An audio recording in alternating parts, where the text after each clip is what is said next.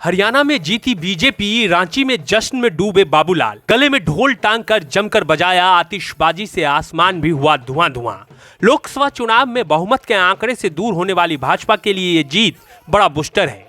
2024-2025 के बीच होने वाले अहम लड़ाई में बीजेपी ने फिलहाल 1-0 से बढ़त ले ली। बाबूलाल के लिए जीत इसलिए भी खास मायने रखती है क्योंकि अगली परीक्षा उन्हीं की होनी है। लोकसभा चुनाव के बाद से ही झारखंड में विधानसभा चुनाव की तैयारी शुरू करने वाली भाजपा और आक्रामक होकर मैदान में उतरेगी। यहाँ भाजपा ने पुरानी सहयोगी आजसू से गठबंधन को अंतिम रूप दे दिया है। उधर मुख्यमंत्री हेमंत सोरेन लोक लुभावन योजनाओं के साथ तैयार है।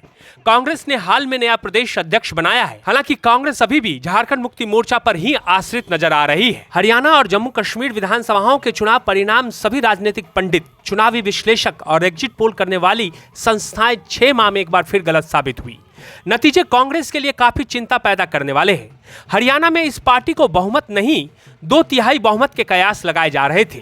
जम्मू कश्मीर में भी भले ही नेशनल कॉन्फ्रेंस के साथ पार्टी सरकार बनाए, लेकिन एनसी ने सभी अन्य दलों को कमजोर कर अपना वर्चस्व साबित कर दिया है। कुल मिलाकर कांग्रेस की स्थिति कमजोर हुई है। लोकसभा चुनाव में लाभ मिला था, वो कहीं इस चुनाव में विलुप्त हो गया है। अब महाराष्ट्र, झारखंड और दिल्ली में कांग्रेस के सहयोगी दल उसे अपने शर्तों पर समझौते के लिए मजबूर करेंगे। हरियाणा के परिणामों का राजनीति शास्त्रीय ही नहीं, समाज शास्त्रीय विश्लेषण भी करना होगा।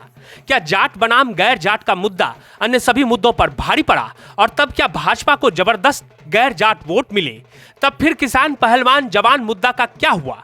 शायद भारतीय जनमानस का सही अध्ययन आज भी समाज शास्त्रीय पहेली है। इसी राज्य में चंद माह पहले लोकसभा चुनाव में वोटर्स ने भाजपा को पूर्व चुनाव के मुकाबले आधी सीटों पर समेट दिया था।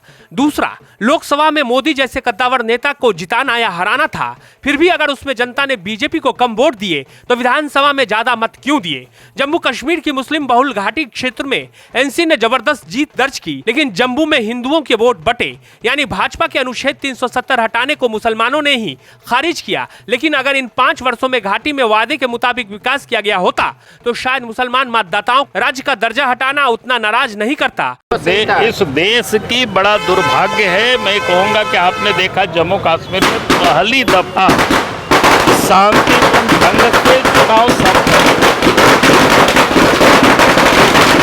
और पहली दफा आपने देखा कि शांतिपूर्ण से चुनाव संपन्न हुआ और वहाँ पर जम्मू रीजन में खास करके जहाँ हिंदू बहुल क्षेत्र है वहाँ भारतीय जनता पार्टी को वोट दिया, लेकिन घाटी में जहाँ मुस्लिम बहुल वोट था वो बिल्कुल मजहब के आधार पर लोगों ने वोट डाला। ये बड़ा दुर्भाग्यपूर्ण स्थिति है। आज़ाद भारत के 75 वर्ष हम पूरे कर चुके हैं और तब भी अगर जाति और मजहब के नाम पर लोग वोट करेंगे तो ये देश के लिए बड़ा चिंता का विषय है।